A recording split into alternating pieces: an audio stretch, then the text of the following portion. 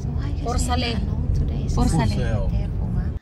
At nandito nga tayo sa Randall's. Pupunta tayo kasi dito tayo kakain sa signature cafe nila. Kasi may mga luto sila dito na ready to eat na. Fried chicken sila o mga sandwiches. Ayan. At relaxing dito mag-shopping or kumain kasi walang masyadong tao. At ayan na nga. Oh, meron silang cornbread. Ayan. Nakaka-relax dito. Hindi ka tulad sa SUV. Ma-stress ka pa. Kasi daming tao ba. At ayaw ni Habi. Ayan na nga. Ayan para kay Rina.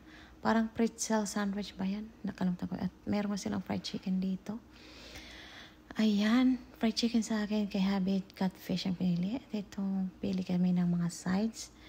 Ayan ang mga sides nila. At kinuha ko ngayon parang may spaghetti, pasta na may lemon siya. Lemon lasa. As ayan nga, may mga pang Valentine's Day sila na na dito. Ayan paninda. O, diba? Ang ganda pa sa paningin ayan pa. Mas marami pa dyan papunta sa may counter. At ayan nga si Habi, dala-dala na yung ating pagkain. At ito nga nakita ko itong coated strawberry.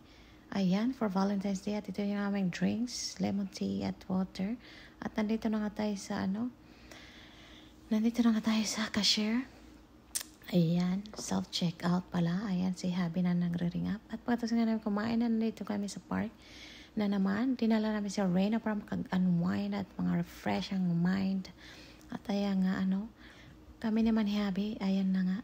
Si Reyna dala yung badminton. Sabi niya siya na daw magdala. Oy, nandito kami sa may trail, Muting Trail. Pagkatapos sa may park, ayan ang ambience dito. Maraming puno. Nasa ilalim kami ng puno para kami nasa kagubatan kasi nature lover kami. O, diba? At ayun nga, lakad-lakad. Napahuli ako kasi ito nga, ginagawa ko nga yung trending ngayon na 0.5 challenge. At wala nga music dito kasi alam mo na baka tayo makaparide. Ayan na nga, walang sound. Trinay ko, walang sound muna kasi lalagyan ko na lang siya pang reels. Pero ayan nga, sa kabila ng lahat, nandito na naman ulit kami.